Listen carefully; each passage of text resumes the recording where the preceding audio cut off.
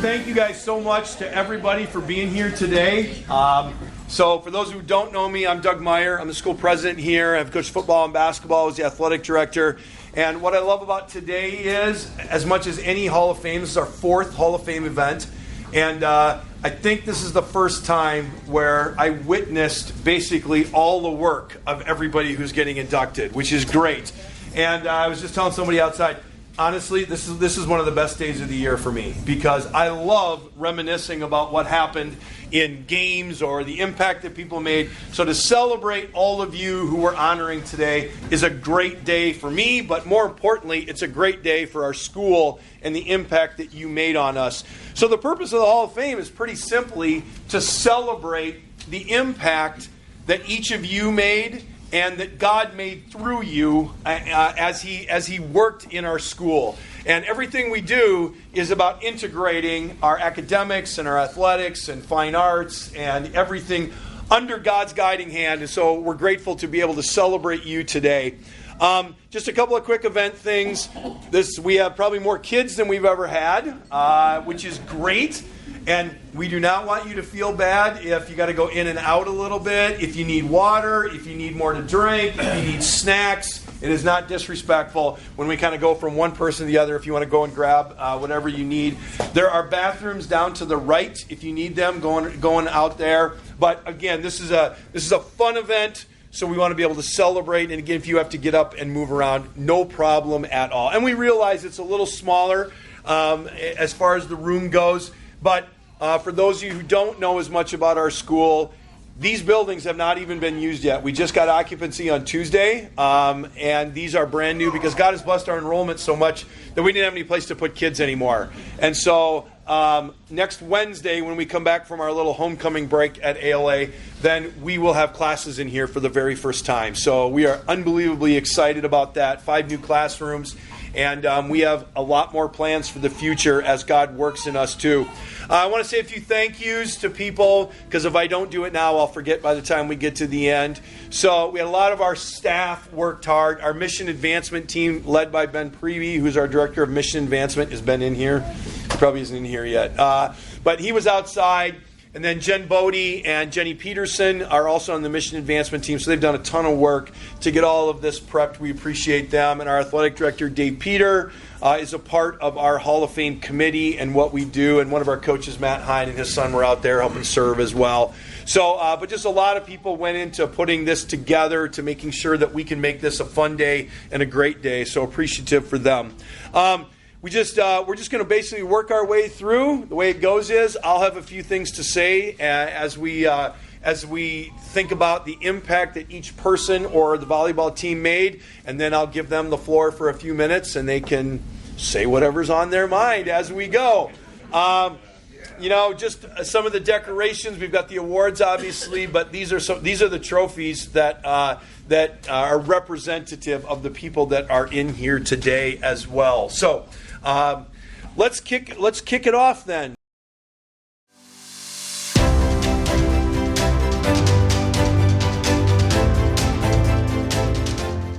So our first person that we're going to talk about is Ed Merkel. He's booing himself, as you probably.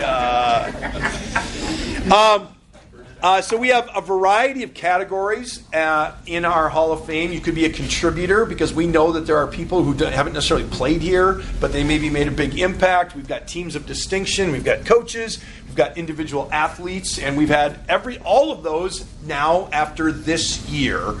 Ed is a clear, he's a difference maker in what happened at ALA over the years. So he actually started before me.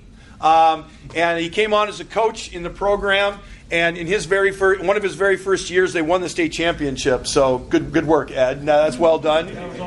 Yeah, it was all coaching on the D-backs, right? That's how it works. But really, what it comes down to is from 1992 to 2015, Ed contributed to our school by serving as an assistant coach, and then really the key that we're going to talk about is that.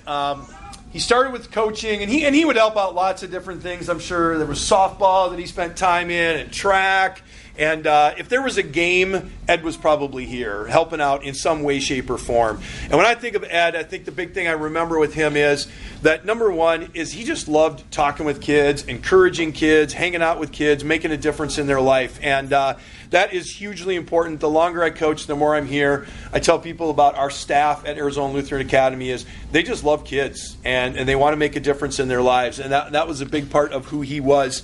And I think the big thing, the other thing is that we now have trainers at all of our games, but we never have had a full-time trainer at ALA. And when Ed came on board, we didn't have anyone. And now, of course, in 2025, that's kind of scary to think about. But we've advanced in the world. But Ed decided that we needed a trainer. So he went and took classes at Glendale Community College. He learned how to do some injury evaluation, some injury prevention. He could tape anything. He could do this, do that. And really, for years and years and years, Ed just showed up at games. And when he was able to make practice outside of his real job, he was there helping kids, doing rehab, doing whatever. And again, we never were able to afford a full-time trainer. If he wasn't at a game, we probably had no one. And that's, again, a little scary thinking about coaches going, well, you might have a concussion. No, I know. I wish I were joking. No, but he just made a huge difference. I remember that I just felt so much better as the football coach and the basketball coach, but especially in football. When Ed was at the game, life was just way, way better. Because the rest of us could focus on doing our job. He could do his job, and the kids got taken much better care of than any other way they possibly could. So I think that's the big thing that I remember from him. And just a couple other things that he and his wife Debbie, their kids have all been a part of ALA over the years. Just the impact they made through a lot of different things. Ed was on the board for a while, and they just still come to events. Like at least once a year, I show up at a football game, and there's Ed and Debbie. They're supporting people they know, other people around. So I think that's a really important part of what happens. And these are just some words that were shared. So his son Bryson was the one who nominated him, and I guess I should have mentioned this at the beginning that. Basically, we wait for people to nominate. It's not that we don't have lots of really deserving people for the Hall of Fame, but I think it's important that friends, parents, brothers and sisters, teammates, they say, I would really love to see my loved one in the Hall of Fame, and they take the time to nominate them. And so Bryson was the one who nominated him, and these are some words from him, just how his dedication, he was a consistent presence for people, and just that, again, longevity of being around in so many different ways. So, again, Ed does not teach here. He never did. He joked about himself. He did play football at NAU, so make no mistake, he was an athlete in his time. Although he said his most notable thing was wrecking his knee on bad turf at NAU. Dealing with all of that, but you can see again his family, and being graduates and all the things that went on there, and he also was still connected with lots of ALA alums, and he said one of his best memories is winning fantasy football last year with all the other ALA alums that he was competing with. So I will give him the floor in a second, but let's congratulate Ed Merkel, contributor.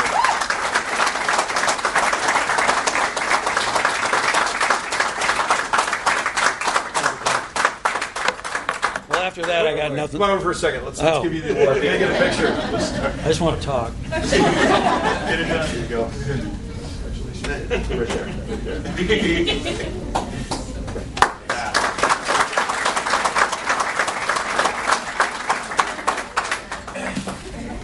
Well, Doug said it all. I got nothing. I'm not getting off that easy. As Doug said, I started ALA in 1991. Did a 4-year stretch here. My friend Tom Bennett, who's like a big brother to me, he's in heaven now. He's the one that introduced me to ALA. And ALA was 8-man football back then. I didn't know what 8-man football was. I always played 11-man football. That was all I knew. And I'm pretty sure I spent the first half of that season trying to look for 3 more people on the field that just weren't there. So I don't know how much of a help I was, but I was out there anyway. So I was a warm body, but that was kind of different. And that '92 team won the state championship. That team was absolutely ridiculously good for an 8-man football team. And back in those days, when you got ahead by 42 points in a game at halftime or later, the game was over. Well, we were at 42 points about a third of the way through the third quarter in the state championship game. The game was over then. Great, we got a state title. We had a 42-point win. But a few years later, they changed that, and I look at some of the athletes that were on that team, and I think some of the records we probably could have put up in that game may have never been broken because that team was just absolutely phenomenal. And it was so much fun, and yeah, Matt Sondog was on that team too. That'll bring some memories back, huh? Kind of tells you how old I am, I guess. But anyway, that was a lot of fun. And then I took a few years off. I was here from 91 through 94, and then when my daughter Faith started here in 2000, what was so great about ALA when I got introduced to it, because my wife and I were introduced to ALA, we just knew that was where we wanted our kids to go because it meant that much to us. And what was great was they wanted to go there too. This is where they wanted to come. And so this has been family for a long, long time for us. And so it's so important. And actually, the way it works out too is my daughter Faith, class of 2004, my son Troy, 2007, Christian, 2008, Bryson, 2015. Yeah, a little math for you there. But then I also have a son-in-law Tyler and a daughter-in-law Jenna, also graduates from ALA. That'll tell you how important this school is to us as our family. Being in a small school, especially in the 8-man, you travel a little bit. And even in the 2A, you travel a little bit. And so I've been to Yuma several times. I've been to Thatcher several times. I've been to Bisbee, and I've been up to Joseph City back in the 8-man days. So, and a lot of places in between. So I have no idea how many miles that is. I wouldn't begin to try to figure it out. I'd run out of fingers and toes before I get even close. But anyway, it has enabled us to see a lot of the state that way too. Thing I really appreciate about ALA, great players here, always. Great people, always. And the motto for this was, and I remember it, I imagine it still, it's faith, family, and football. The priorities were right. You had your faith. That was the most important thing. You had to take care of your family, and football came last. And what I appreciated too was if you didn't take care of it in the classrooms here, you weren't playing. You weren't practicing. So it just makes all of our athletes ready to face the world, when they graduate from here, because it isn't going to be easy. And they know they got to be committed to what they're doing to be able to keep doing what they're doing on the football field. Anyway, I've made some amazing friends here over the years. A lot of coaches, some of them, and I'll name some of them that they had even back in 91. Tom Bennett, of course. Doug Lang was the head coach at the time. He left to go take the job in university. Grits. He's a legend here, of course. And there was a gentleman named Jim Hahn who was one of the coaches, another volunteer, another great guy. Jim Hahn had a little bit of enthusiasm for football, to say the least. Jim Hahn would headbutt the guys with helmets on. He didn't have one on, of course, and more than once he got 2 little blood spots from the rivets in the helmet or something like that. So to say he was a little enthusiastic was definitely an understatement. So, and truthfully, I'm so humbled and I'm so honored to be included in this class, especially with Ben and Andy and Nick. And I got a little short story about those 3 guys. Of course, the volleyball girls too, and then and Brittany. All of you guys, amazing athletes here. Didn't spend as much time working with you, obviously, but I do have stories, little short memories I have from playing or coaching these guys. Nick, my son Troy, first full contact practice, he hit you with his very first contact. Yeah. And he's not. You didn't kill him. Thank you. But he really debated whether he wanted to play football anymore. And that's just what it was like, because when you're here, you have maybe 30, 35 kids out for football. You got a JV team, you got a varsity team. Well, the JV team is practicing against a varsity team. Makes them better after a while. But they take some abuse too. So that was Troy's introduction, and I did talk to him. He did stick it out. He's 4 more years, so thank you again for letting him live. Ben, one thing I remember at you, we were playing a game at the Arizona Boys Ranch. Oh yeah. Which was, none of you are I don't even think it's even around anymore. Canyon State. Huh? Canyon State Academy. Okay, that's what it was. It was Arizona Boys Ranch. And if you're not familiar with that, that's where they send the juveniles that are having issues, okay? We weren't playing then. We were playing, I don't even remember who we were playing at the time. Tempe Prep, okay. Yeah, because they didn't have their own home field. But I remember Ben, we were in a real tight game with them. And Ben had ankle issues. And we're just trying to keep him taped, trying to get him up. And he kept going in and playing. And he ended up kicking the winning field goal in that game on a bad ankle. That's one amazing thing I remember about Ben. So and of course now he's a cop. He'll be nice. And of course Andy Schrader.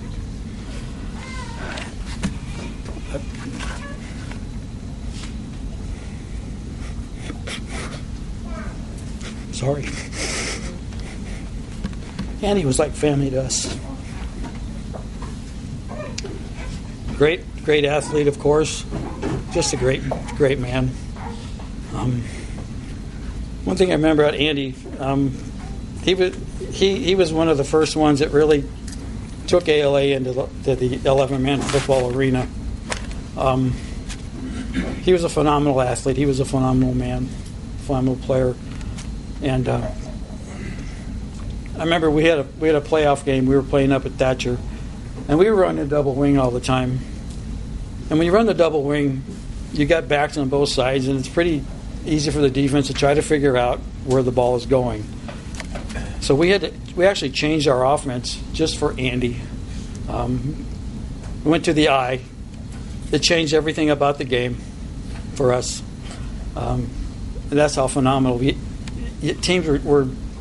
They set their offense and their defense just to counter him, and that's a lot of times he still made it work. But we changed our offense for that. And one thing I do remember, I was a kind of a novice at internet stuff. Probably still am because I'm old. But I would get on and I'd read like high school pages and stuff like that. And there was a kid at Yuma Catholic that had posted something about that. And he said that Andy was the best running back he'd ever seen, especially in a small school. So I've always remembered that, and that goes back a few years anyway. I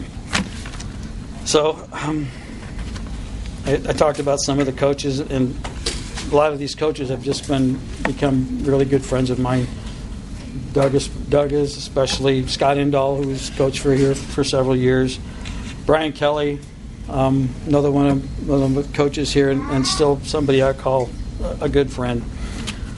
And I just appreciate everything that all these men have meant to me, and that I can still call them my friends. Doug and Michelle, Pastor Bodie and Jen, or PB and J as they were called over the years. Anyway, my final thank yous, and I'll quit boring you people here. Bryson, thank you for nominating me at the World. my wife, Deborah. When I first started here, like I said, I was 31 years old. I had 3 little kids at home. Another one coming later.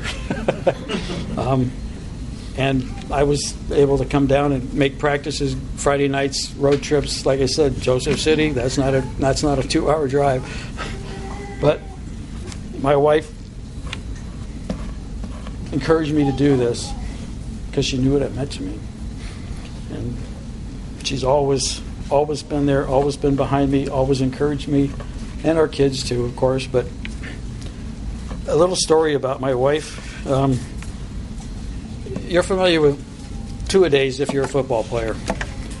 Two-a-days are where you practice in the morning, or you practice in the afternoon, or you practice in the afternoon, or you practice in the evening. Usually you do it up at camp. Sometimes you do 3-a-days, but we had our own 2-a-days in our house.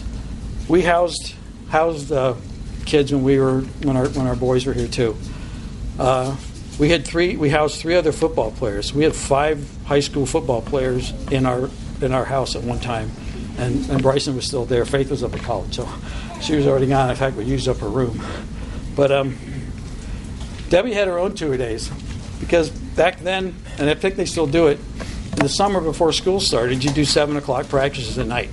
And you go for about 3 hours to help avoid the heat and everything like that. Well, we had 5 teenage boys football players in our house.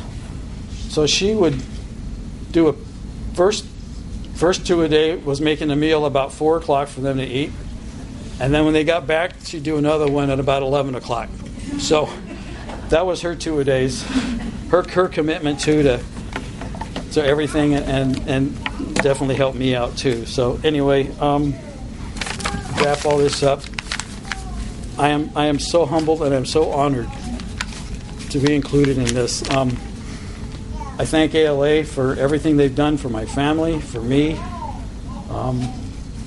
and I look for many, many more years of this, and for allowing me to do something that I've just loved to be able to do for all these years, and letting me be part of it. And Deborah, I love you.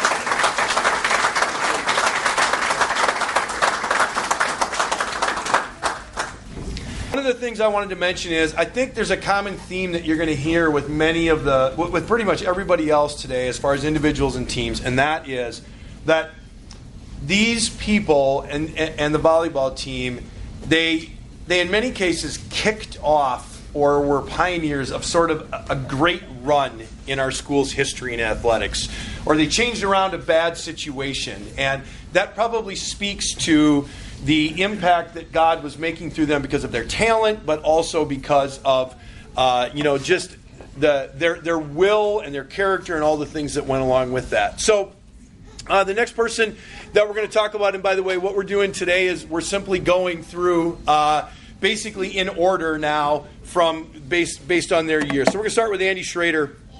And with Andy, I think the big thing is, as Ed mentioned, we were an 8-man. When I got here, the first thing I coached was 8-man football. I'd never seen an 8-man football game until I moved to Arizona.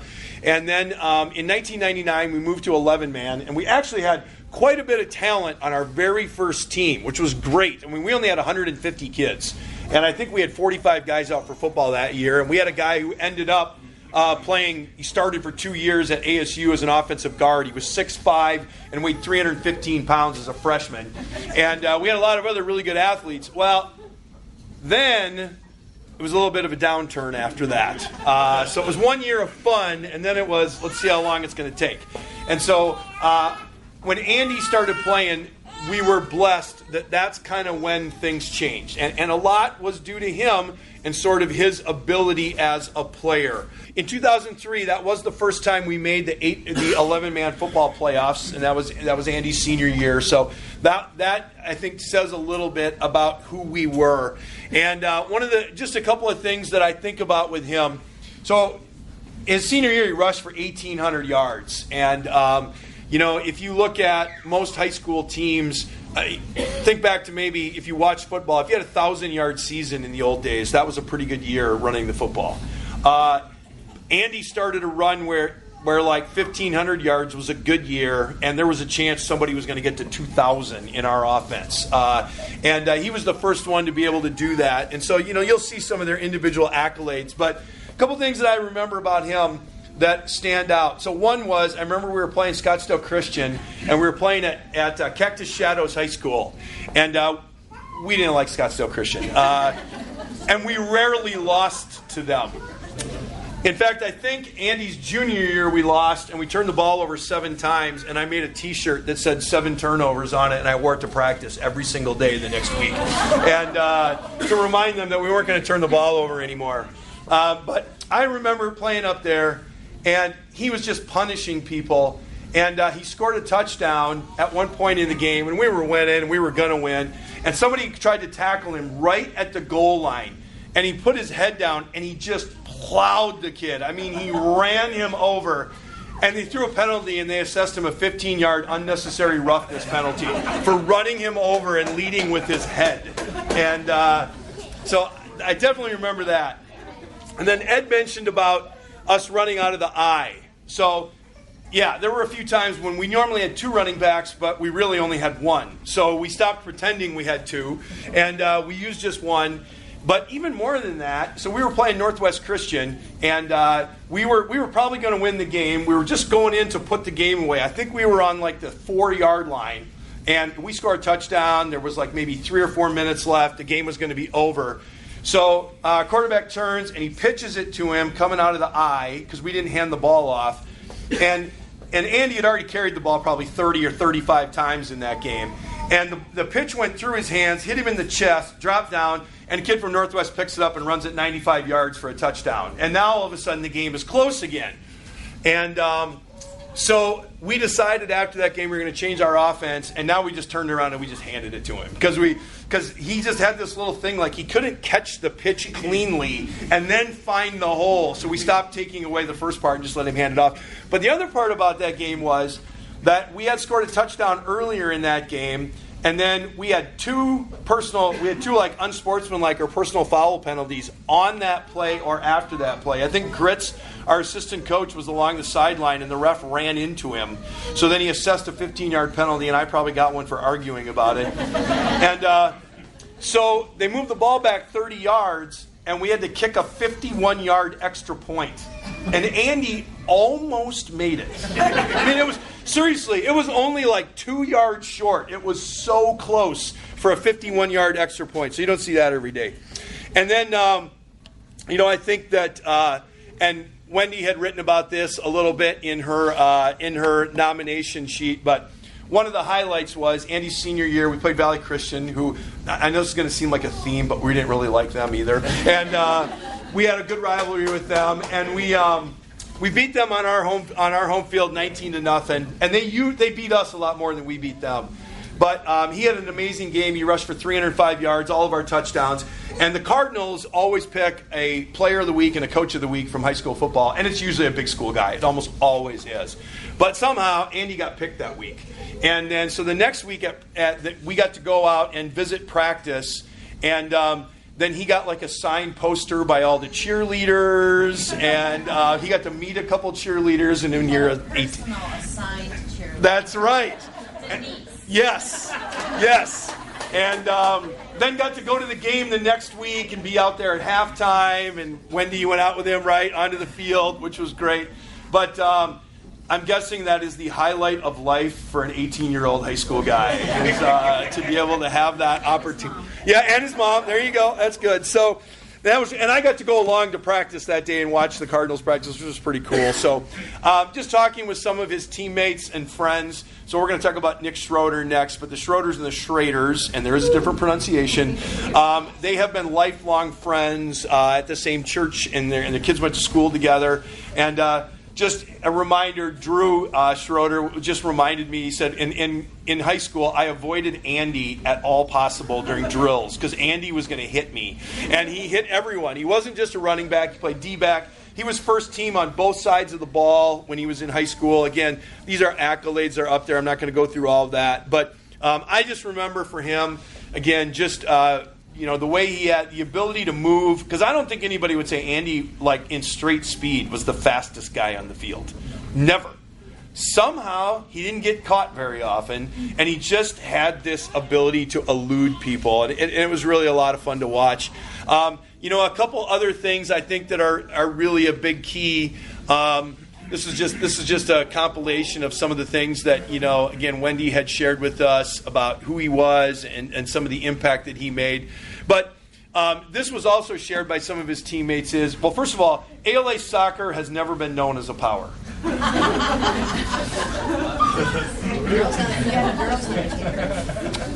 But 2 of Andy's years, we made the state tournament in soccer. So, something to be said. And which was pretty great. And so that's awesome. And then he obviously he was also a baseball player. And we weren't great in baseball for a while. We've had ups and downs, but we did make the state tournament during his junior year in baseball, which is pretty great. And I think the thing that a lot of his friends said about him as well is that he was an awesome fan. He was number one fan in so many different ways. So in basketball, he'd be right in the front.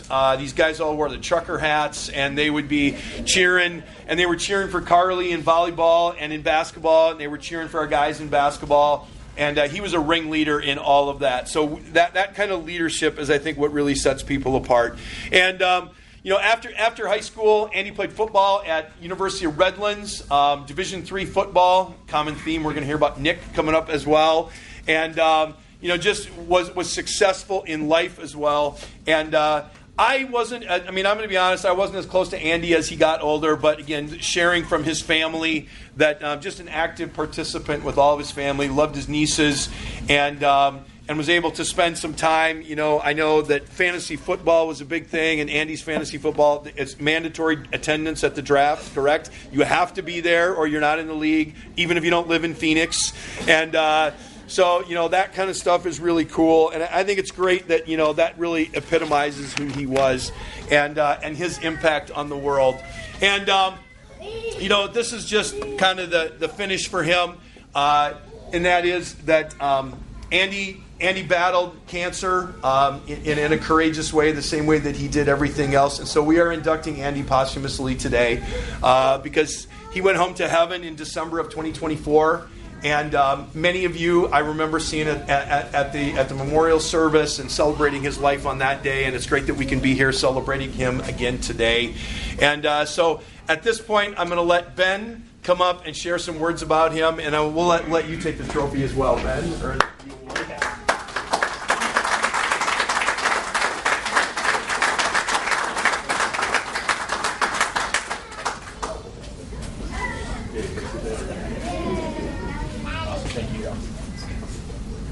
All right. Okay, guys. I'll try and keep it together. Okay, so I got some notes. I tried to write a speech. Actually, I would say this was harder than his eulogy, actually. So, incredible honor. Congrats to all the other recipients as well. School looks awesome. It brings back amazing memories. I can tell you with certainty Andy would be overjoyed to accept the award. Obviously, this event wouldn't be possible without our parents.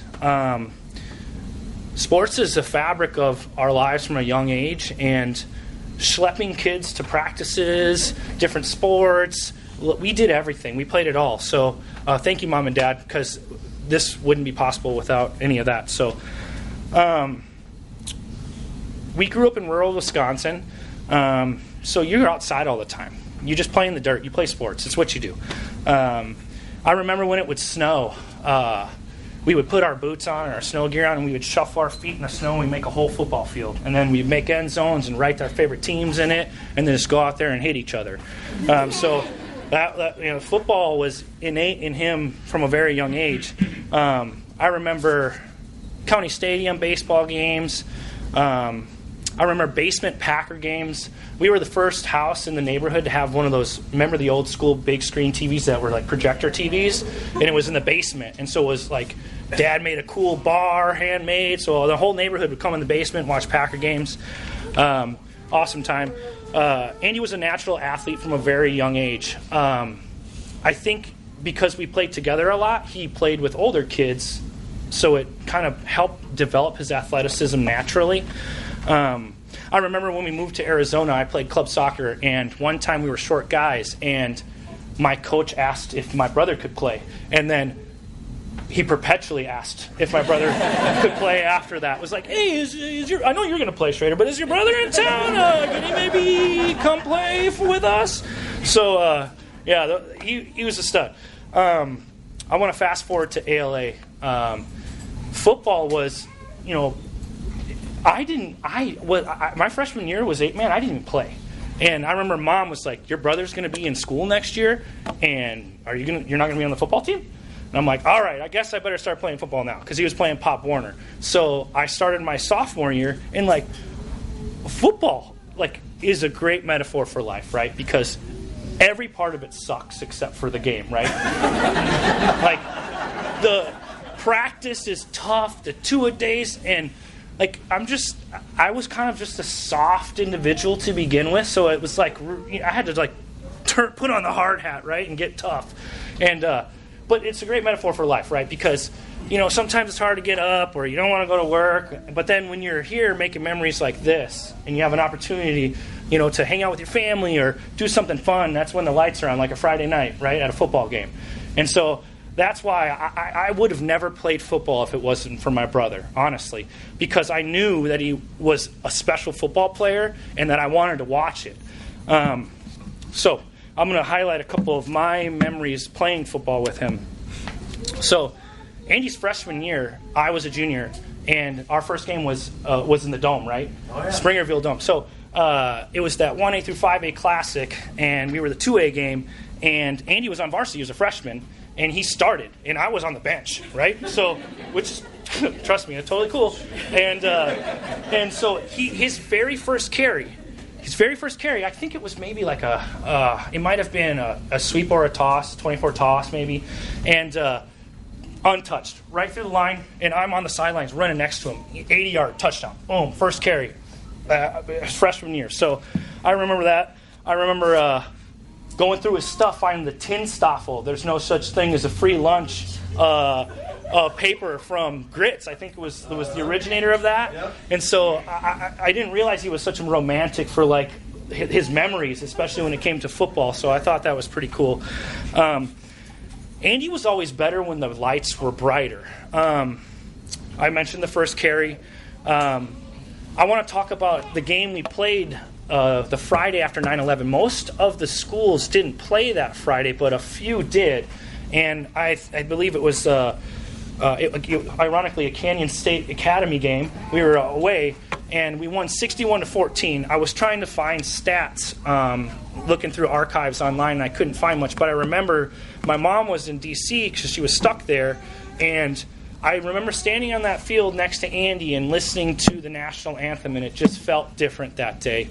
And both of us had awesome games. I think he had 3 touchdowns and I had 2 touchdowns. We both had over 100 yards rushing, and I just remember it was just a really special game. I felt proud to be on the field. I felt proud to be American, and I felt proud to be standing next to him, representing, I guess us all being together still. So Can I just say, Krista Schroeder was on the phone with me describing your boys are on the sideline, everyone's doing a moment of silence.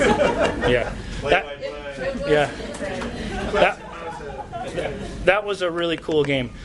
I remember even when I went to college, I would come down to watch him a couple times, and I'd bring friends. I remember I was coming into a Northwestern away game, and my buddy was like, what number is he? And I was like, he's number 1. And we were walking on back towards the stands, and it was a pass deep, and Andy's running, just diving catch right in front of us. And I was like, oh, that's my brother. So I remember that. A walk-off home run against Valley Christian. I remember that. I was down here for that. That was really neat. I think that was probably his junior year in baseball.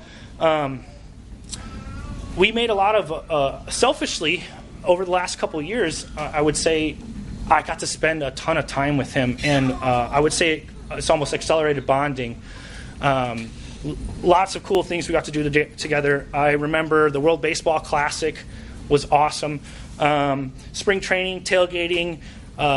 He still played sports up until, if you a testament to his toughness, November last year, it would have been for his birthday, we went golfing in St. George, and he was probably all of 150 pounds, and he played 36 holes of golf in 2 days, and then he passed less than a month later. So, obviously a really tough dude. And then I want to circle back to the importance of a school like ALA. The development of strong-willed, God-fearing, respectful men and women. You don't know it when you're here in these walls when you're an infinitely wise teenager, but this is where your foundation is set. And if it wasn't for coaches, teachers, this environment, Andy and I wouldn't be who we are today. So I am very grateful for the school and a Christ-centered education because it really built who we are as men. Andy's legacy, this is a testament to it. He has passed, but we're still talking about him. This is him talking to me and us, and I think that's really neat. When you are a special person, your legacy can still impact people when you're gone, and I think that's really neat. I talked about his toughness in the St. George story. He's very kind, very intelligent, huge heart, and I think I would leave you with some advice from him. One would be to stay active. He worked out up until he couldn't, and I do believe that's why he was able to fight a really nasty battle for so long. Travel and see the world. He was really into traveling, really into seeing different parts of the world. Never miss an opportunity to spend time with people you love. He didn't. If you're dealing with adversity, don't let it define you. Andy never wanted to be Andy with cancer. He just wanted to be Andy. And he didn't want people to judge him for that. So I think that's a valuable lesson for all of us if we deal with something later on in life or something tough. I think that's an awesome lesson. Don't take your time here for granted. If there's something you want to accomplish, somewhere you want to go, someone you want to be, set goals and attack them with those aspirations. And in closing, I'd be remiss without thanking everybody, right? Mom and Dad, Carly, Jenny, for giving him something to fight for, love, right? Carly, taking care of us. Jenny, I can't thank all of you enough. And Mr. Meyer, really appreciate the opportunity to speak on behalf of my brother. And let's have a beer for him and celebrate for him. This is awesome. Appreciate it, guys. Thank you. So we're going to do one other really quick thing here, and that is the Merkel family, who you could see, obviously, Ed was very close and had a lot of admiration for Andy. A few years ago, Ed purchased Andy's old football jersey, and they decided to have it framed, and they'd like to give it to the family at this point.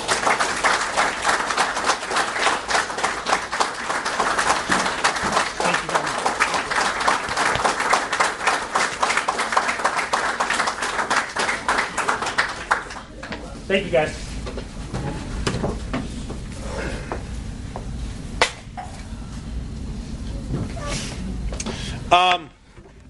I did forget to say one thing about Andy, and that is that I think Andy epitomizes what happens with a lot of great players when they're playing as athletes and as coaches.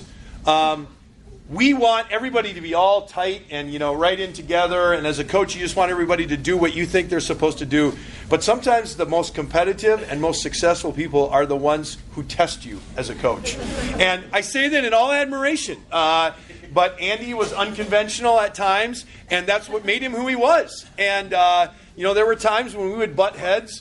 But I will often say about some of the greatest guys I've ever coached that it wasn't all smooth sailing. And maybe even for those of us in the room who have spouses, you kind of get the same thing, right? Because marriage is not this nice, smooth sail. And what you go through together and you grow together is awesome. And as players, it was just great to see his competitiveness and how that came out in so many different ways. But the only thing he never did right, one thing he didn't do right is he didn't play basketball long enough. He only played for 1 year. But that's all right. 1 year. We'll forgive him, though. Yeah, he did 1 year, right? Remember? Yeah, that's right. He's still playing City League basketball. Yes. Our next inductee, Nick Schroeder. So, what's great about Nick is his foundation was set in 3rd grade. It's because my wife was his 3rd grade teacher, and we already knew way back then. I knew already then how competitive Nick was, because recess was never a dull moment with Nick, even in 3rd grade. But we again have been very close with the Schroeder family over the years. We're excited to celebrate him. So Nick's biggest impact was on the football field, although I was blessed to coach him in basketball as well. But, just like he said, life at ALA is centered around faith-based learning in sports. I love that he can share it that way, because I think that's really, really important. Nick is seriously one of the most loyal, loving, dedicated, sincere men. I mean, he is the kind of person who he will make your day better all the time. But when you throw the ball up or you kick it off, you are in trouble if you're on the other side and Nick is against you. There is no love for anyone once you start that particular situation. I mean, Nick, for all of that, like Ed mentioned, practice, you were fair game, and you might get hit hard. In games, he was fearsome. He was a great tight end, but I think most of us remember him on defense. He was a great tackler. The way he hit people, the way he led. What was really, I will say this with all respect to all of the football teams I've coached here. I honestly believe the 2004 football team probably had the most talent and the most of a lot of different things that could put it all together. We didn't end up winning the state championship for a variety of reasons, but it was a great group of young men who were unbelievably committed. And many of them went on to play college athletics in all kinds of different sports. So it was really amazing to watch him get between the lines and get after people. You can see some of his accolades. I mean, first team All-State, things like that. Drew and I were just talking about the fact that what kind of sums up Nick when it came to playing the actual game was, and I think Drew coined the phrase, and that is, Nick hates everyone. And if you know him, that's a crazy thing to say, because it's not true at all. It's the opposite. But again, when it's game time, Nick hates everyone. And he punished people on the field and was a great leader. His intensity was great. I remember when we played Thatcher his senior year, because his junior year we had gone out to Thatcher, and that was Andy's senior year, and it was a good game. But they were better than us. They just had more athletes. We didn't win. And then the next year we went out and we were better. And our athletes did their thing. And they ran an offense called the Veer, which basically attacks the defensive end on every single play. And when they ran at Nick, no, that wasn't happening. It just wasn't happening. And I remember that well, along with a couple other things from that game. But it really kind of reminded me about how great he was. He was also a really good basketball player. Again, game changers, right? So Andy's group made it to the state football quarterfinals, and then after that we made it to the semifinals, and then after that we were able to play for a state championship. In basketball, when Nick was a freshman, he got to play varsity basketball. Partly because we were awful in that year. And I mean that in all sense, right? Right? Like, we were not good. And but that set the stage, because then by the time that he was a junior and a senior, we were pretty darn good by then. And we were able to make it his junior year. We made it to the state quarterfinals, had a terrific team. Then his senior year, same thing, we were able to play for a state championship. And what I would remember all the time is his brother Drew played point guard, and Drew was great at seeing the floor. And if you were open, he was going to find you. And we were trying to fast break. Nick was the best big man I've ever had in all the years. When we got the ball, he was on the other end, unbelievably fast. So usually within the first 5-6 minutes of the game, he'd get at least 2 layups where we'd get a rebound and Drew would just throw it 70 feet and hit Nick right by the rim and lay it in. And then they would finally realize they should get back. and not let that happen anymore. But he just was amazing, whether he got the rebound or not, being able to run the floor and just being an enforcer. And a great family friend, Justin Salzweed, was on those teams. We were talking about this, and Rob knows this too. Nick is the greatest 50% free throw shooter in the history of basketball. He never went 0 for 2, and he never went 2 for 2. He only went 1 for 2. I got one 2 for 2 story. One time. 1, 2 for... That's right. Up in Sholo. 2 for 2. To win the game. That's right. That's true. Yeah. 2 for 2. But Justin shared that story about you, Nick, so I knew you to be able to appreciate that. But, it just was... it was great to be able to watch him enduring his career. And if you fast forward again, he comes out of high school. He plays football at Redlands with Andy. It really is uncanny how the Schroeders and the Schraders have spent so much amazing time together over the years and still do. But one of the highlights for someone like me who's gotten to know families and loves families and appreciates families is that. We went out, Michelle and I got to go out with Rob and Krista and watch Nick play in football when he was in college and go out to Redlands. And that was just a really, really fun weekend, good opportunity to be able to do that. And he played on a team that was really very good. They went to the national playoffs 2 years in a row, which is pretty impressive in NCAA Division III.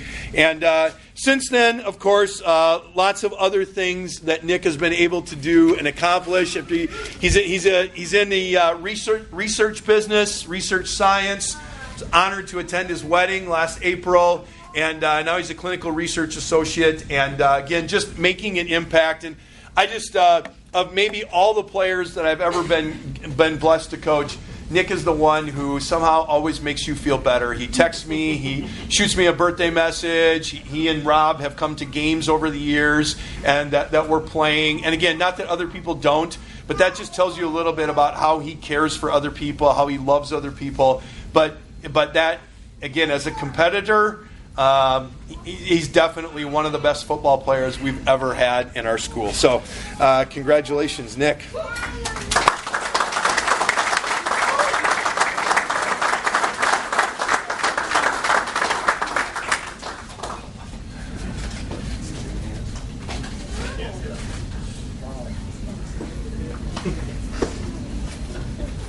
By the way, not very many people make me feel small. I give you Nick. All right. Hope you don't mind, my notes are on my phone. So thank you, Doug, for the amazing rundown of everything from my career. Appreciate everyone being here today. My name is Nicholas Schroeder, as he said. Very honored to be here, inducted into the ALA Hall of Fame. Obviously, when I was here, this wasn't a thing, so for it to be started and be a part of it is absolutely amazing. It's great to share with all the people who have been here, all the inductees today and their families who all shaped the athletic history of this amazing school and institution we know as Arizona Lutheran Academy. My time in sports at ALA was centered around team sports, as you could tell, football and basketball.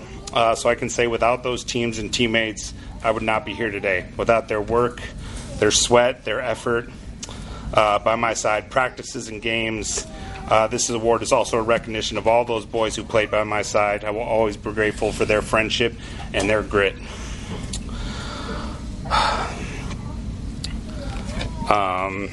Yeah, I lost my place already. Awesome. So it's hard to believe that it's been over 20 years since I played here.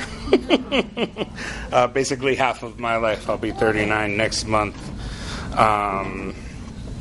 In some ways it feels like a lifetime ago. Sometimes it feels like it was just yesterday that I was here playing. We were here for the homecoming game last night. It's crazy to think that it was 21 years ago that I was homecoming king here. That's just doesn't seem real. Kids who were born when I was homecoming king are at bars this weekend. So there you go. I was blessed to be at ALA and be able to grow my God-given talents in sports and be part of successful teams here. Again, playing football, semifinal, which should have been a final, and then a state final in basketball my senior year was absolutely amazing to come from, as Doug said, a little bit of a turnaround from the beginning when I was first here. I was very blessed to do these things on the field and on the court through my hard work, but also dedication of coaches, countless volunteers, and that team spirit. Obviously, we've run through a lot of my statistics and all that, what I was able to share. But in that team spirit, I'd like a chance to honor some of those who nurtured and shaped my athletic experience here at Arizona Lutheran Academy with a few words just right now. The person I have to start with is my dad, Robert Schroeder, who's my father, my role model, the man who taught me not only what it is to be a man and a father, but to be a Christian man and a Christian father, which, as we all know in this room, is very different. My dad was my first coach. Was by my side through all the years leading up through ALA and beyond. Gave time and effort to ALA. Was a supporter of my journey and my teams, being at practices and games, helped drive carpools, and he was a coach. Countless memories I could share, good and bad. But a few quick good ones for them.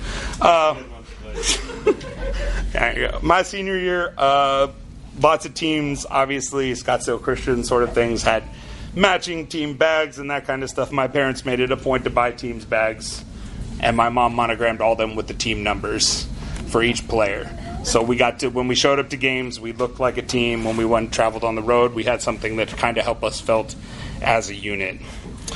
We played a Christmas tournament in Blue Ridge where during a halftime or during a game we were playing, another team was getting dressed in that locker room, and they said it wasn't them, but somebody broke in and stole a lot of cash and CD players from people's bags.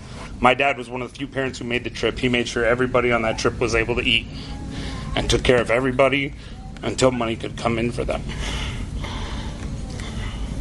Sorry. I said I was going to get through this. Here we go. That always stuck with me, just that generosity. He didn't have to do that.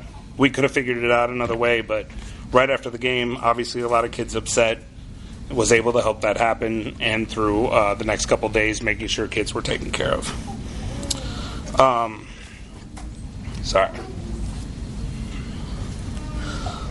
Always remember the hug my dad gave me right after I took off my ALA uniform for the last time, which was after losing a state championship game to a team that was a lot better than us in almost every way. Very few words, but a long embrace, but I can tell you it ended with, "I'm proud of you, son." A statement that's worth more than any trophy to me. I love you, Dad. As I said, you're my father, my first coach. You'll always be one of my biggest blessings of my life. I would not be here without your guidance and support, so cheers to Papa Schroeder.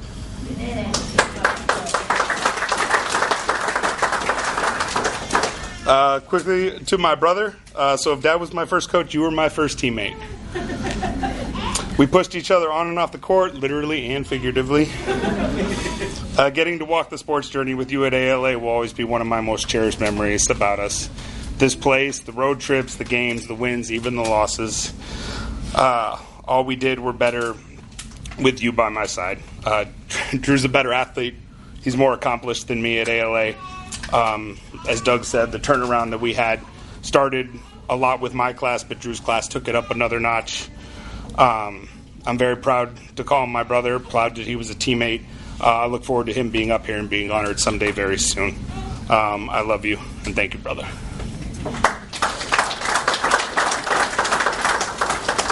To my mom, Krista Schroeder, one of the kindest, sweetest people in the world. I know a lot of guys can say that their mom was a team mom, but my mom definitely fit that description. Always volunteered to give her time and talents to enrich my life and my team's life here at ALA. Even spent some time as the art teacher here while I was here, which allowed me to not get away with anything. I wouldn't be here if she wasn't by my side supporting me the way only a mother can support you. And thank you, Mama Schroeder. To my sister, Megan, incredible little sister, taught me a lot. even though being younger through my time at ALA, even though we only spent 2 years here together. As I look back, it was her support of me and helping me as a caregiver, even as my little sister helped make sure that everything in the background ran smoothly. A lot supporting my mom throughout all of that. Me and Drew were not easy, if anybody knows. And being at all the games, cheering as loud as anyone, and I know it was an integral part of my time here, so thank you, Megan.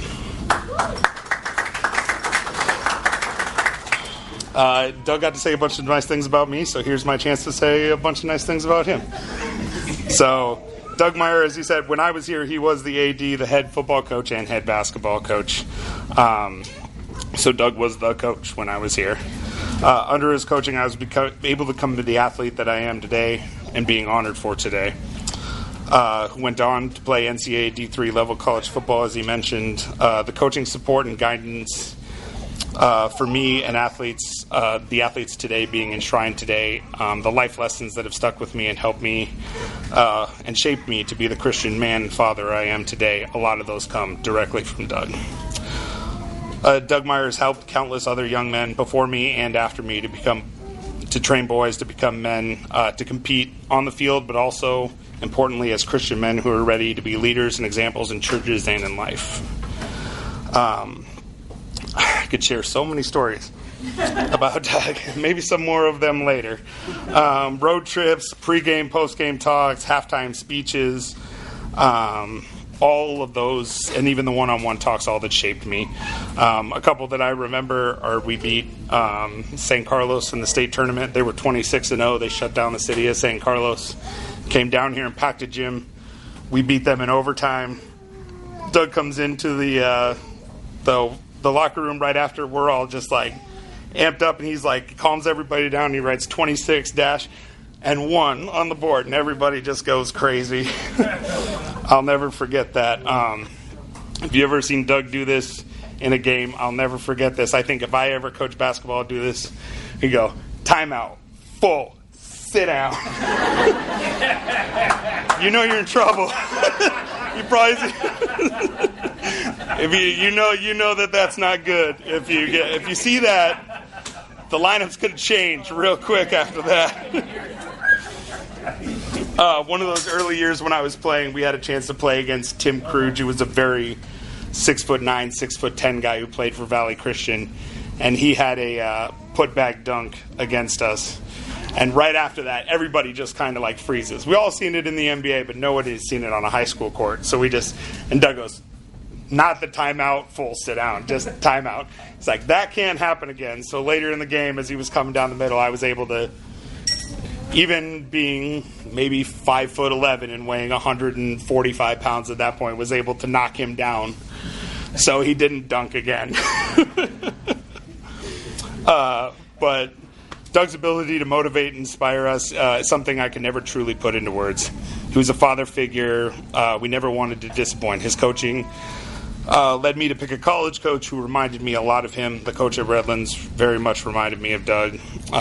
At my wedding in April of 2024 to my beautiful wife, Lily, he got to meet my coach from college, Coach Maynard. Introducing them was so awesome. I've lived a very privileged life, very blessed life. I have very few regrets, but not being able to put a gold ball in the case for Doug will always be a desire I didn't get to fulfill.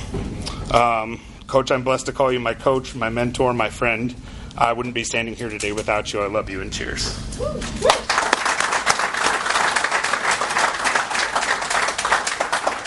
Run down a couple other names I just want to make sure I mention. Jay Schroeder and Cindy Schroeder, who are my dad's older brother and my aunt, who were part of the strength and conditioning program that is still used here at ALA. I feel like that was a key part of the turnaround that I was a part of. They're not here today, but I just wanted to make sure that they get mentioned. And they're never forgotten about how much they are a key to the success here. Lots of coaches I want to mention. Monty Yazzie, Justin Coleman, Matt Sontag, who was my defensive coordinator, was my chemistry teacher, and was a big inspiration for why I went into chemistry in college. Brian Kelly, Ed Merkel, who's being honored here today. Teammates include Tyler Yazzie, Justin Salzwittle, Jeremy Burmeister, Shane Fair, and Phil Klass, Ryan Press, Leslie Jimmy, Jacob Morrison, Kevin Bowers, Bjorn Bierek, John Brito, Ben Schrader, Jason Salzwedel, Jeremiah Salzwedel, Brent Knutson, Joel Hahn, Zach Edwards, and Jordan Washington, and countless others. Also, I want to thank my other half, Lily, and my son, Matthew, for being here today to support me and celebrate with me. I love you both. Your patience and understanding with me, learning to be a Christian husband and father as part of our amazing family is something I truly do cherish. My brother-in-law, Chad, and sister-in-law, Olivia, are both here, and my nephew, Arch.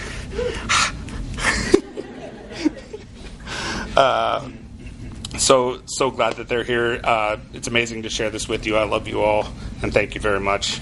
I'd be remiss if I didn't say something specific quickly about Andy. Andy was my brother on the field and in life, one of the greatest football players I ever was associated with, and always an honor to have my name on any list with his, including today.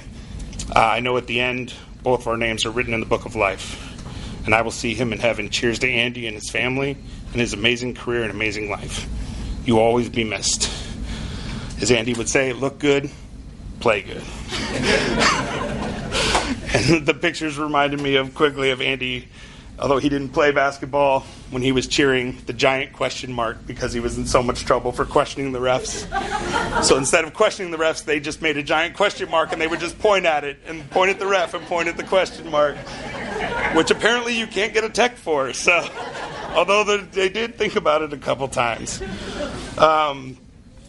Again, Andy was the reason I was recruited to Redlands. Andy and his family has always been very key to my life and to my sports career, so very thankful for them. Just two quick Bible passages and a prayer that remind me of my time here. Philippians 4:13, I can do all things through him who gives me strength. And Timothy 2, verses 4 through 7, which very much reminds me of Andy. I fought the good fight. I finished the race. I've kept the faith. If everybody would join me in a quick prayer. So, dear Lord, thank you for sending your Son to die on the cross to take away our sins. Thank you for bringing us all together today to celebrate this occasion, these teams and athletes. Thank you for giving your church the means and the people to have a place like ALA where young Christians can grow in body and faith and continue to bless this mission we are also thankful for. Give Andy a hug for us and guide all our steps to bring us safely to heaven when we are finished with our race. In Jesus' name we pray. Amen. Amen.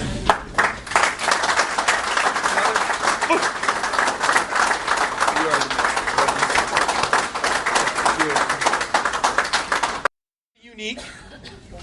Probably, maybe the only time. I don't know. We'll see what happens over the next few years. But we have a husband and wife going into the Hall of Fame today, and that's not going to happen every single day.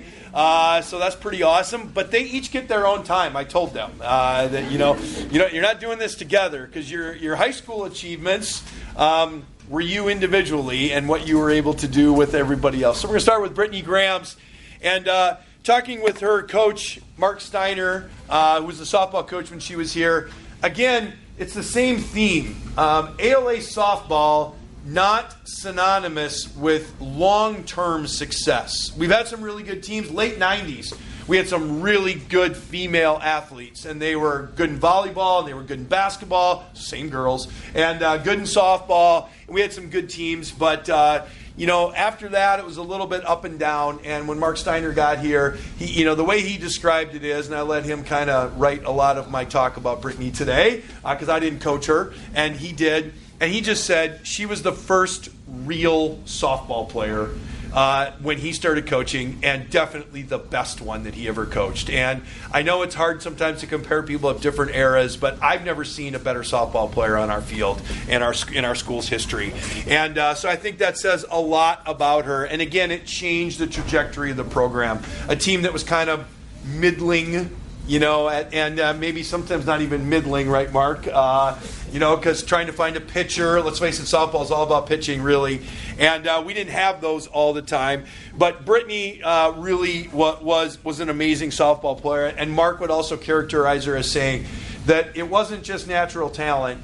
She did have that, but hours and hours and hours spent working on her craft. And her dad, Ken, was an athlete. Her parents both are graduates of our school. I love the symmetry going back and forth and going on from family to generation.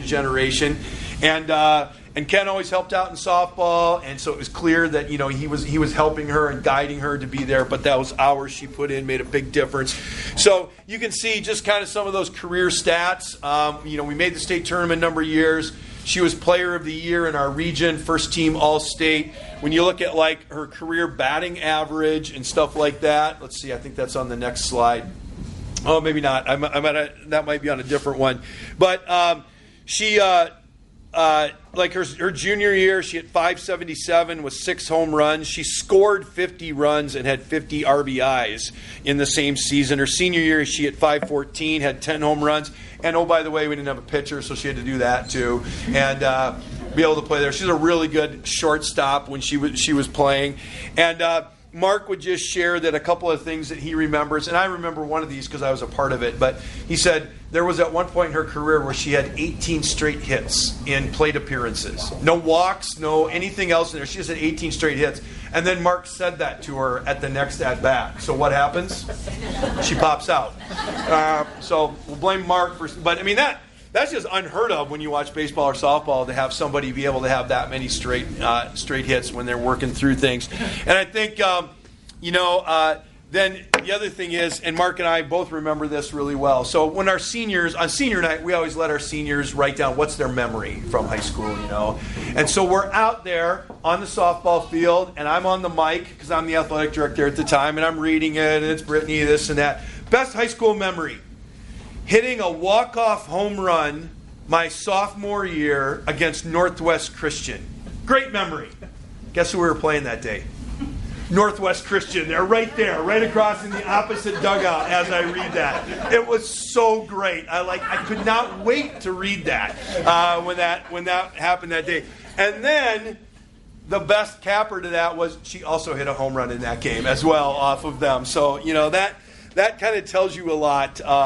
And Brittany played a couple years of volleyball. Again, she was a good athlete. She probably could have played, longer in other things. But, in softball, it was just obvious that her talent and her ability changed, again, the trajectory of our softball program. We were a perennial state tournament team for a number of years after that. Some of you in here got to play with her, and then you got to play also in state tournament games later on because we had a pretty good run after that. And that was the start. And then... Again, it's awesome that she and Ben met in high school. Now they've got a couple little boys and a little girl on the way, and we're excited that they're still here in the Valley and a part of what we're doing. And so now she works as a nurse after going to NAU. And again, it's just it's great to celebrate people who have these different, varied talents in all kinds of different ways. So let's have a round of applause for Brittany Graham.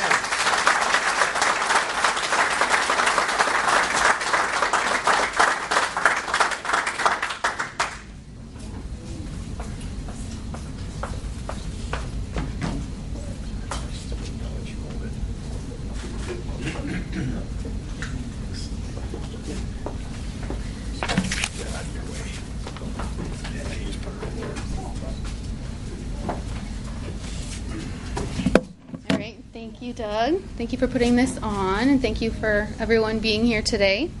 I'm truly grateful for this nomination. First, I want to thank my coach, Mr. Steiner. It was an honor to be coached by you. I've never met anyone in my life that works harder than you, and I think a lot of us in this room can agree to that. Mark spent countless hours working on the field, creating a space for my teammates and I to be successful. Mr. Steiner's positive attitude and love for the Lord was evident in everything he did on and off the field.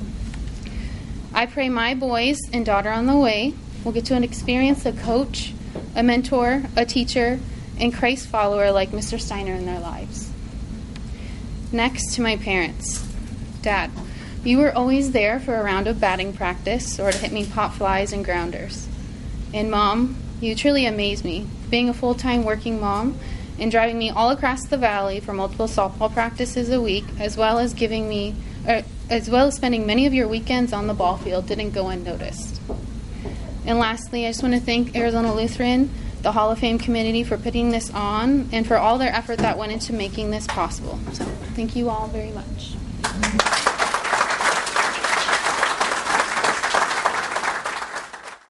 Ben's class, again, just a terrific group of guys. I kind of analyze so many different things in my time at ALA by this group of young men that seem to come together, and somehow God put them all here at the same time to be able to build these relationships and do what they were able to do.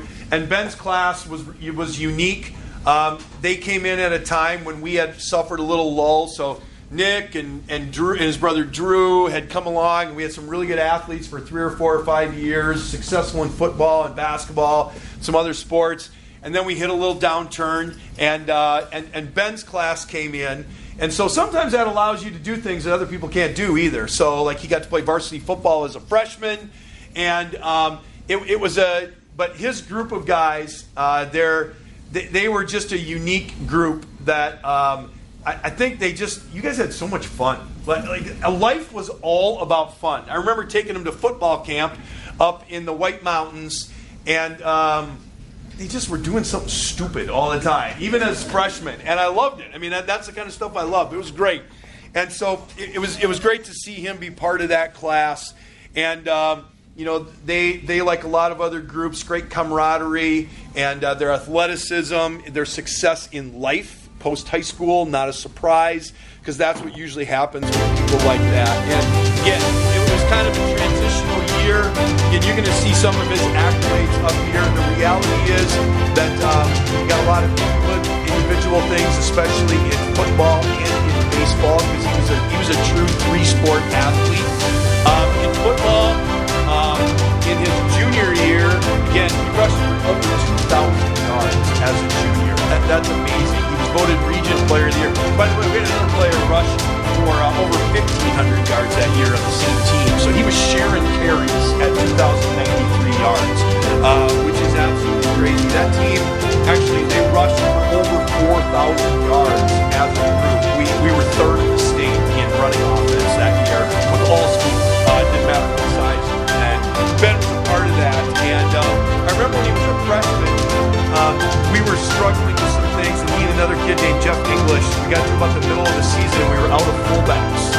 And Jeff was a center on JV, and said, I need you to play fullback. And I remember I made a card that basically I put on their wrist, and it told them what to do on every single play, because this was like Wednesday, and they were going to play fullback on Friday.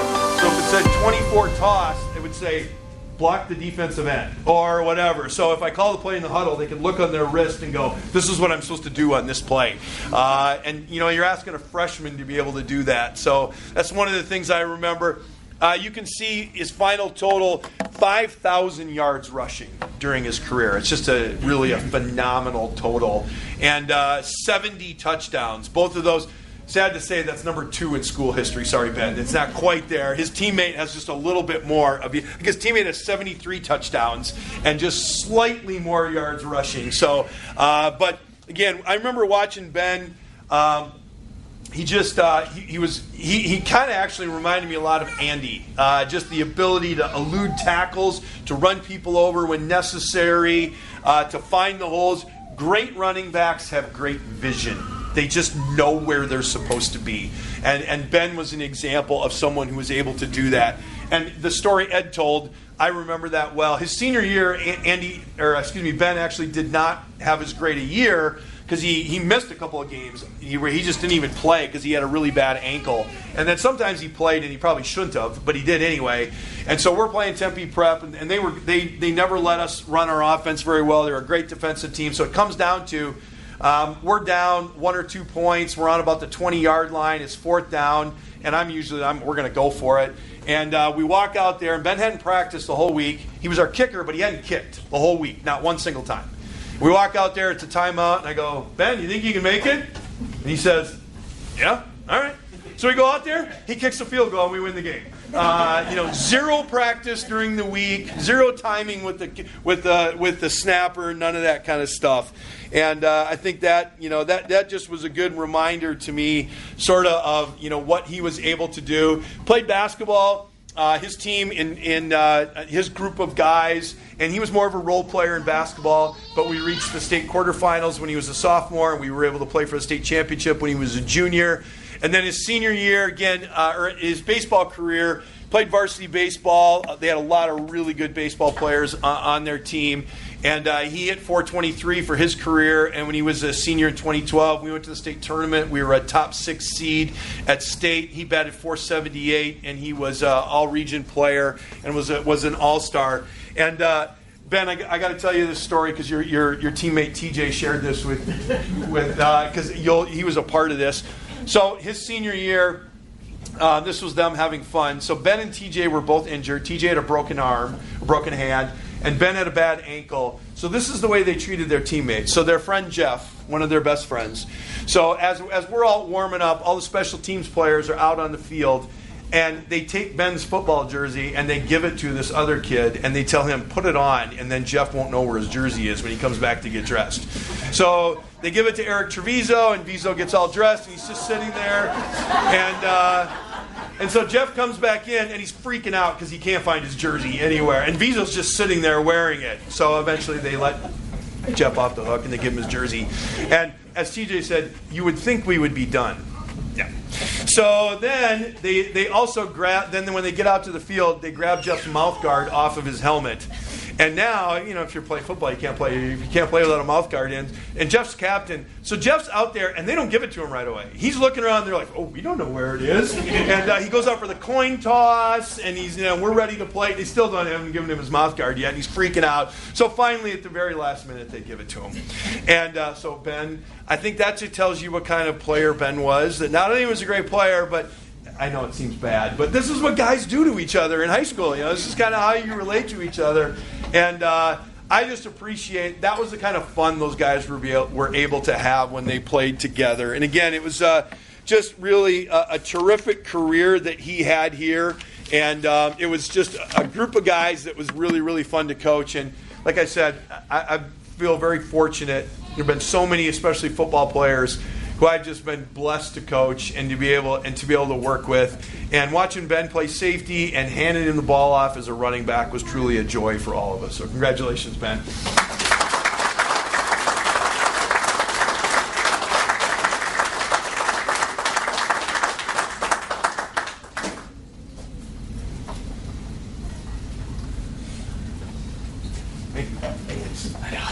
Thank you.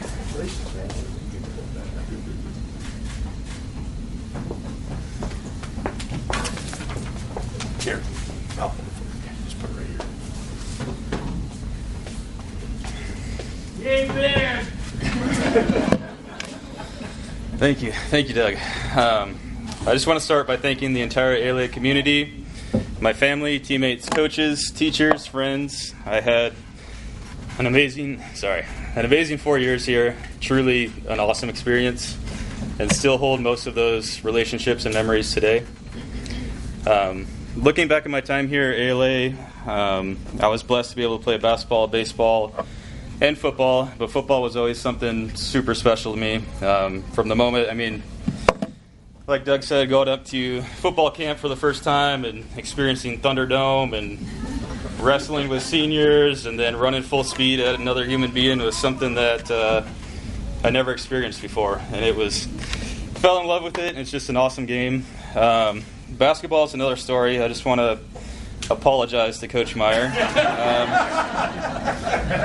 All the Michael Jordan-like layups that I tried that never had a chance, and chucked up a lot of threes that never had a chance. Funny story about that. I think we were getting close to playoffs, but it was an important game. And I'm playing, TJ and Jeff are on the bench. And I probably threw up a three or something like that, but I look over and TJ and Jeff are just cracking up. And I'm like, what happened? So by the time I got to the bench, which probably wasn't too much longer after that, I asked TJ and Jeff, like, what are you guys laughing about? And they're like, well, Coach Meyer, I think he slammed a clipboard or something like that. And he's like, I wonder why he doesn't play. Or I wonder why he rides the bench. I just want to tell you, you're wrong about that. I didn't wonder. I knew I was pretty bad at basketball. But I had a blast playing basketball. So much fun. I want to give special thanks to all the coaches who poured into me, not just as an athlete, but as a person. Coach Scott Indahl, Coach Doug Meyer, Coach Matt Sontag, Coach Scott Hill, thank you for believing in me and modeling what strong, Christ-centered leadership looks like. I also want to thank Ed Merkel for always taking care of us and probably wrapping my ankle way too many times, more than you would have liked. I loved it. Finally, I want to thank my parents for working hard to send me to ALA all 4 years, driving me to and from countless games, practices, and events while I played 3 sports in high school. I know that was a lot, so thank you. Though I am proud of some of my sports accomplishments here, what stands out most are the relationships built, the leadership developed, and the values that were instilled. ALA didn't just teach me how to compete, it taught me how to lead with integrity, how to work with discipline, and how to live with purpose. Most importantly, ALA is where I grew in my faith. Everything we did from game day to practice was grounded in something bigger than ourselves. That foundation of faith in Jesus Christ is what truly made my athletic experience here special. Thank you again.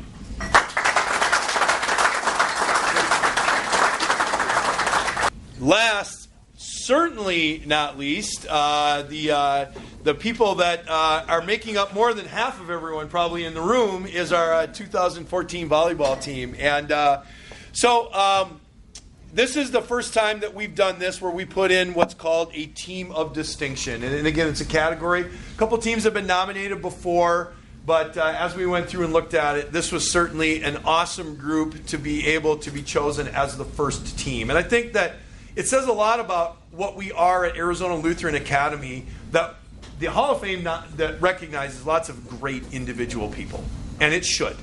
But the essence of team sports is it's a team. And sometimes what we all are in life, and we know this, is the sum of all the parts is much better than the individual sometimes. And I think this group really epitomized that. And just in general, I think our 2014 volleyball team is a reminder of the blessings that God has given to our school, because it's those individual people and their characteristics and their faith and the talents that He's given them that have been able to do what they're able to do. And so you see the list of people there. I've got to make sure I'm in the right spot here. And we're going to recognize all of them that are here in a minute. We're going to bring them all up.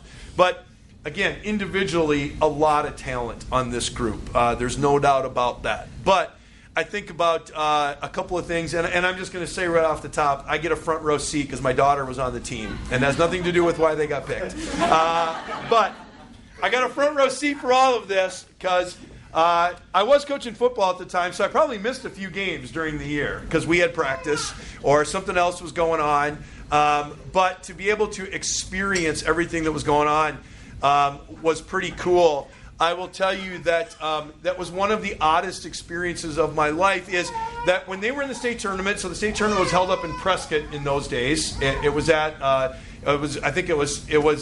first 2 rounds on Friday and last 2 rounds on Saturday. And I was the offensive coordinator for football. I was not the head coach at the time. But we had a home playoff game on Saturday in football. And, you're a dad. What do you do? I'm the offensive coordinator. And honestly, it actually wasn't a choice. I mean, I was going to, if your daughter's playing for the state volleyball championship, you are not here. So I remember that one of the cool things is that group had a pretty tough run. We were not the top seed. We started in the first round. We beat the 10. We must have been the 7. We beat the 10 in the first round. And then in the second round, in the quarterfinals, Pima was an amazing game. 5-set match, back and forth. It looked like we were going to lose a few times, and we didn't, obviously. It was really emotional. And then we beat the number 3 seed in the semis, and then we ended up we beat the number 1 in the state championship. But it was a dominant game, and we won 3-0, and it was not very close.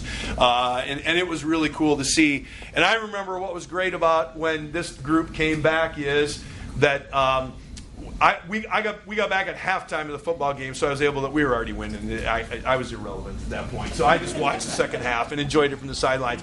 But it was so great that because there was a home football game and there was a huge amount of fans here, the girls' team bus pulls up, and then they get to enter the stadium with their state championship trophy during a football game. It was just awesome to be able to celebrate that because, again, being in Prescott, there weren't going to be a huge amount of fans there. There was a lot, but, it wouldn't be the same as playing here. So, again, you see some of their state tournament run, and the individual parts, again, some of the individual players. Ruth Buchholz was Player of the Year in the region, and she was 2A Player of the Year in the state as well.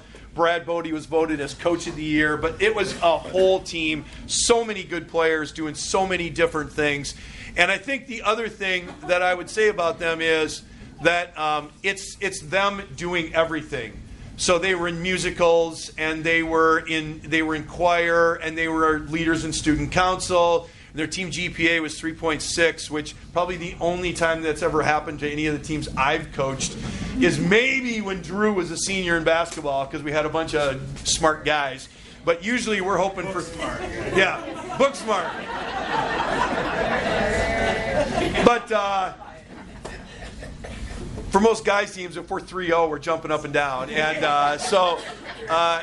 but that was them, that they were able to accomplish all of that. And again, you see what they do. By the way, there's lots of pretty cool pictures of this. And this is Brad's quote from the yearbook that,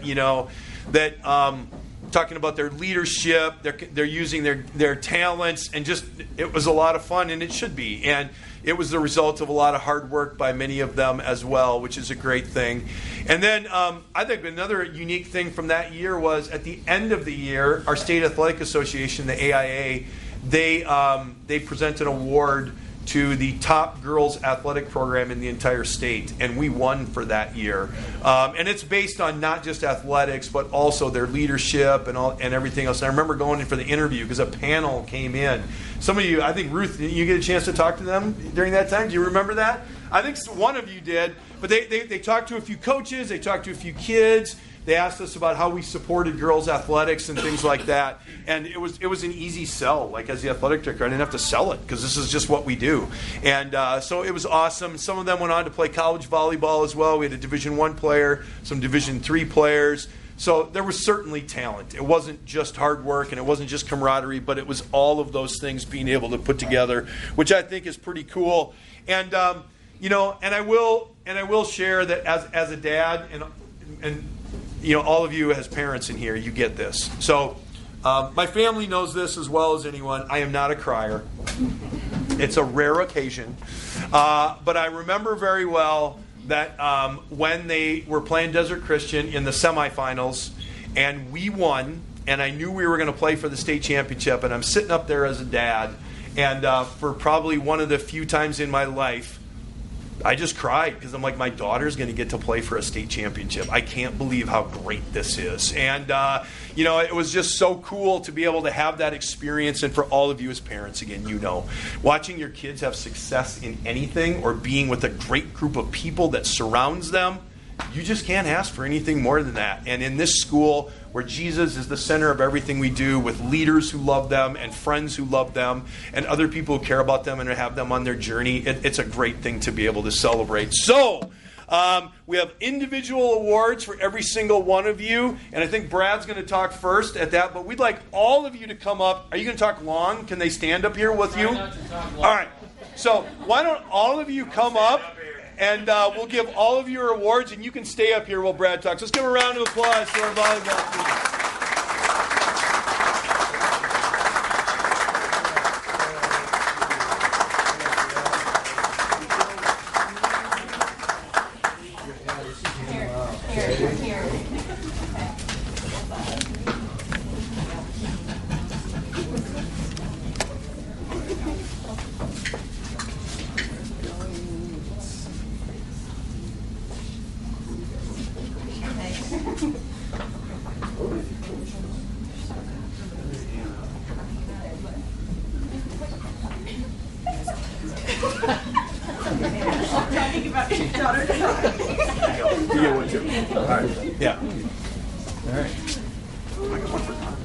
Yeah, it's think it's on the table back there. Lindsay and Eric, we got ones for you too. Yeah, you guys got to come up too. Carmack, come on Yeah. up here. Let's go. Get up here.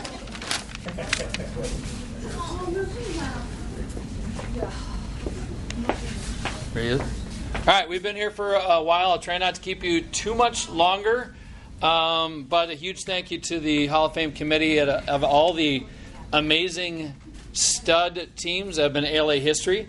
And again, to be surrounded by all you stud athletes and coaches, it's a huge honor and privilege and very humbling. And a huge privilege to be a small part of such an amazing team that has accomplished so much in that year and all their years here at ALA. Doug kind of reviewed what that postseason was like. It's really cool to get to a state tournament, but that year was especially special, crazy because of how it all played out. Playing a 10 seed, playing one of the top hitters in the whole division, Cambria Whiting from St. John's. And then the team, that second round against Pima, who everybody in the state knew was going to win the state tournament that year. Hands down. We didn't have a chance. But to take them to 5 sets and beat them was truly amazing. Their coach Jerry Hekekia, whatever. I call him a different name every time I saw him. But that was his name. But we were a thorn in his side for a number of years. 2 years before, we were the 13 seed. They were the 4 seed. We knocked him out in the first round, and he just shook his head afterwards and just said, "You got a great group of girls." I said, "I know. They're awesome." Previous tournaments, we gave him headaches, but that was it. After that, we kind of knew, avenged the loss against Desert Christian, and then by that time, there's no way we're losing to Glendale Prep because these girls are motivated to finish the job. They had some amazing accomplishments and accolades on the court, and Doug shared some of those in the slides there. What was not mentioned is the impressive all-time stat leaders from this group of individuals on that team. We got 4 members of the team who are in the top 9 all-time in digs at ALA. 5 members, the top 9 in service aces. We have the all-time assist leader, who is right in front of you here in Heather. 2 members are number 1 and 2 in both kills and blocks. That would be Ruth and Haley Mache, who is not here today. But, I mean, they're scattered all over the record books at ALA, and I'm not surprised because they simply worked their butts off every day in practice. They had excellence off the court as well. You heard a number of academic things, whether it was the AVCA Team Academic Award with their team GPA or Sports 360 AZ, PrepVolleyball.com, all covered them, had team academic awards, individual academic awards, and honestly, I feel bad for the football coaches in here because they're coaching guys, and guys come to high school going, "I'm here to play football, I'm here to hit people." And we got to do schoolwork. And every game that we went to, away match, even state tournament, they're carrying 55-pound book bags of all their schoolwork, and they're talking academics the entire time. I didn't have to worry about them doing anything. They did everything perfectly. So I appreciate that, and I feel sorry for you guys who had to coach guys. I'm a guy, I get it. Yes, exactly. And don't feel sorry. They were involved in choir, musicals, band, all the fine arts, student council, student government, very active in all their churches, just a fun group of girls, and used all the gifts that God has given them in such amazing ways.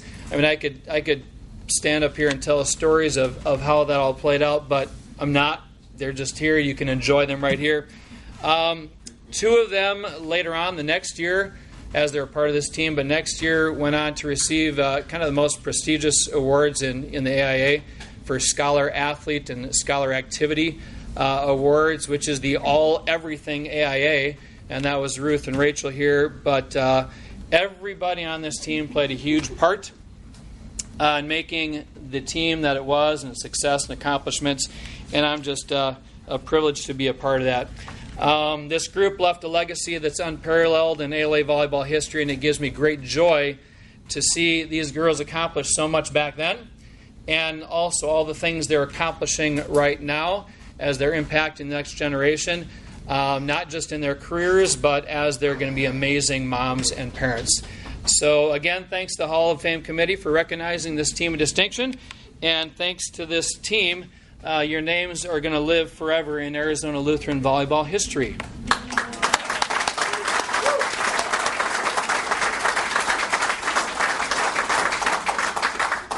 Lyric is going to come up and share a few words to close out the day. Yeah. Ooh, I can talk to 3rd and 4th graders all day long, but adults are different. All right, well, like he said, my name is Lyric. I was one of the 3 seniors on the 2014 volleyball team. It's truly an honor to be standing here today surrounded by so many familiar faces and in a place that will always and still feels like home. When I look back on that 2014 season, it feels like a lifetime ago. But at the same time, I can still feel the energy in the stadium and the excitement in my heart during those final moments of the championship game. Volleyball for me was so much more than a sport. It was what I looked forward to the most every day. No matter what kind of day I had in class or what was going on in school, I knew stepping onto the court meant laughter, competition, and friendship. It was a place where we pushed each other, lifted each other up, and learned what true teamwork meant. Playing alongside these girls and Anna and Sammy, my fellow seniors, was something truly special. We'd been through the grind together, long practices, bruised knees, bruised hip bones, tough losses, and unforgettable wins. We weren't just teammates, we were sisters. And that championship night in Prescott Valley was the culmination of years of hard work and heart. I'll never forget that day. The nerves before the game, the sound of warm-up music bouncing off the locker room walls loudly, and the moments we looked at each other and we knew that it was it. That was our moment. To my fellow seniors, Anna, you were so steady and dependable, always ready to make the play when we needed it the most. Sammy, you always brought the energy, and it was contagious. The fire, drive, and voices on the court, you helped us believe. Every single girl on that team played her heart out that day, and every game leading up to it. Each of us had a role, a purpose, and somehow everything clicked just at the right time. We laughed all the time. We cried a lot. And when the last point dropped, we realized we had done it. We made history. We seniors remember so many amazing things about that team.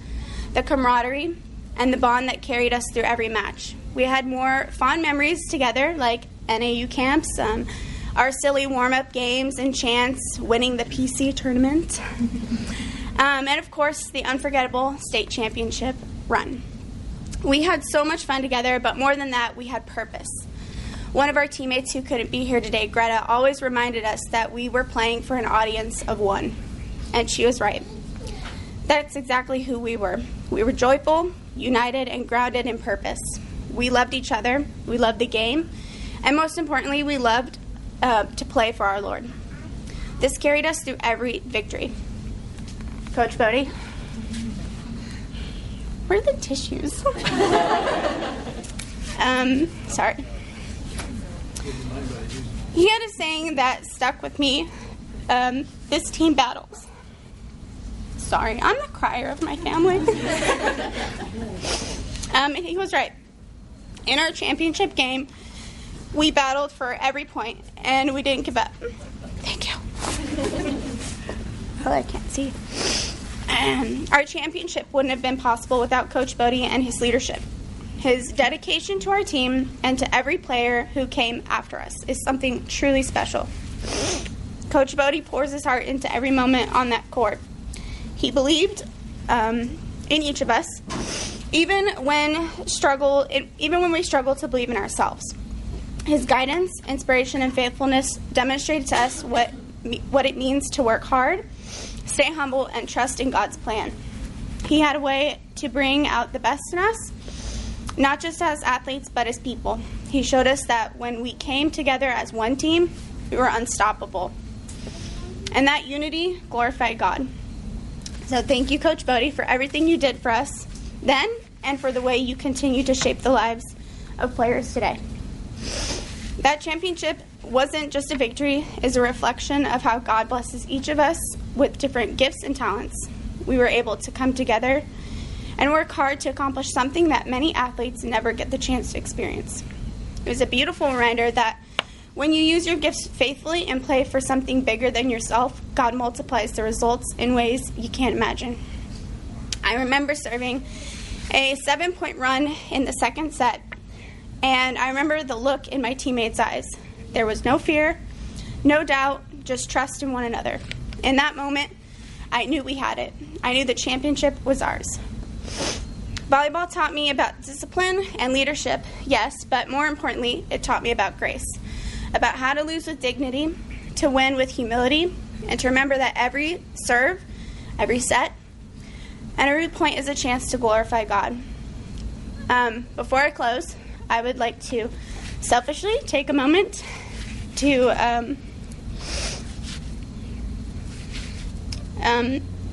recognize my dad. Not so.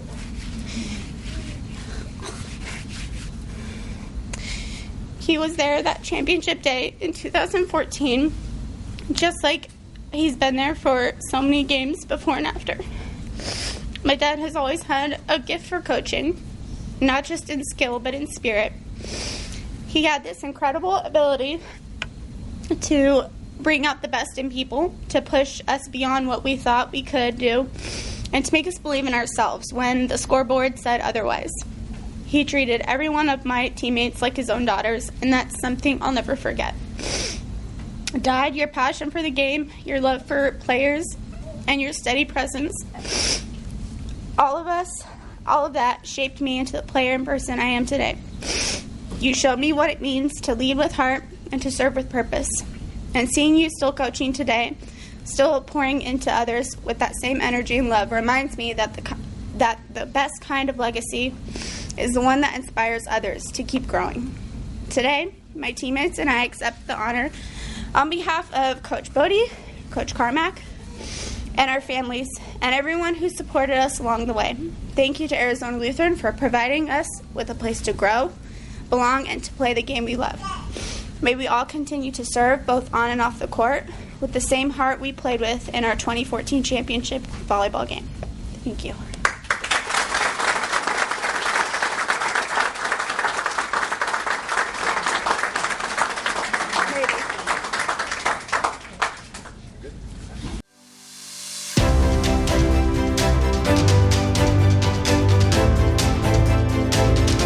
Well, just as we wrap up, just so grateful again for all of you to be here today. And you can obviously see what this means to all of us as we celebrate with our family. And all of us are part of the Arizona Lutheran family, and we use that word all the time because it's true. We are bonded together in a myriad of ways. Mostly by our faith in Jesus, but also through all of these experiences we got to have together. High school provides so many opportunities for growth, and you can see what God has done in all of your lives, and I'm so grateful for that. So thanks to all of you for showing up again today and supporting us in this endeavor. I will tell you that we still have, I know it's been a while, you've been sitting, but we've still got plenty of snacks and drinks out there. If you want to stay and socialize for a little longer, you're welcome to do that. You don't have to run out. But I think this day is, again, a great representative day of what it means to be part of the ALA family, because God uses all of these different things. And I just love to celebrate all of you and what God has done through you. And hopefully our next generation of athletes will have the same kinds of experiences as you and have the same potential to impact far into the future. So thanks again for all of you for being here today. Have a great rest of the day. Thank you.